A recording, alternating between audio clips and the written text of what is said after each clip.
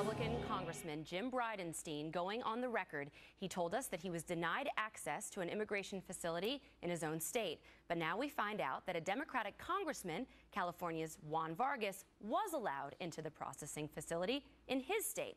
So what is going on? Are the feds trying to hide something? Former Congressman Allen West joins us here in studio. You think they are trying to hide something, and they're hiding a lot of big problems that they don't want to get out? Well, absolutely. I mean, Judicial Watch brought this out, but you also have had reports from Todd Starnes of Fox News about the health care issues that are there as far as scabies, lice, a case of swine flu, some other things.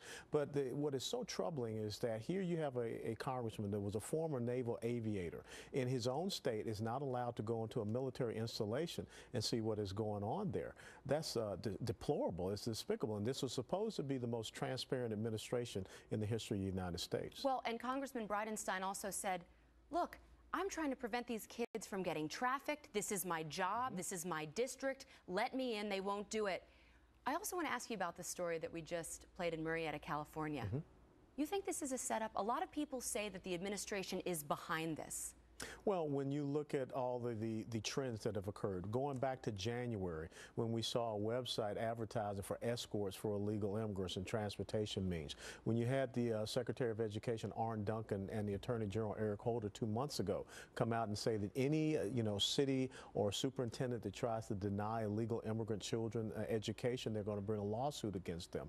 We had an administration that was advertising for food stamps south of the border using American taxpayer dollars to do this. And of course, the president's executive order that he took to redefine immigration policy is a main factor in that these individuals are looking to come here because they believe if I'm young, I get here and I'll be able to stay. So when you look at all of those trends, all of those facts, it leads to an administration that is trying to do something purposeful with the immigration policy because as normal, if they can't get cap and trade through legislatively, they turn to the EPA, and it's the exact same thing they're doing here. You know what? I don't understand how this helps them. You look at the footage from the town hall, you see almost every demographic represented. I mentioned this on the 5. You have a woman who's older, you have a younger black man. This crosses party lines. Yeah, people are upset. How does this help President Obama in an election year?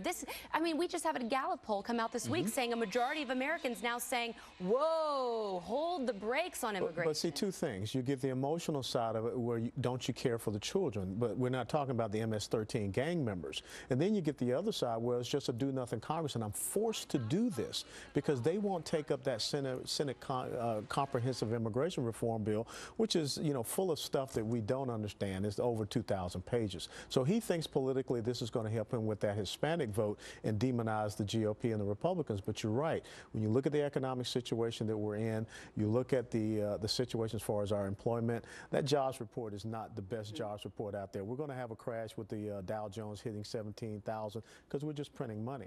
So you're putting an undue pressure on Americans. Citizen. Well, that's very scary because that would also mean that President Obama is orchestrating this, not just for PR purposes, but so he can get his way. He's willing to let a crisis happen and never let a good crisis go to waste. Rahm Emanuel.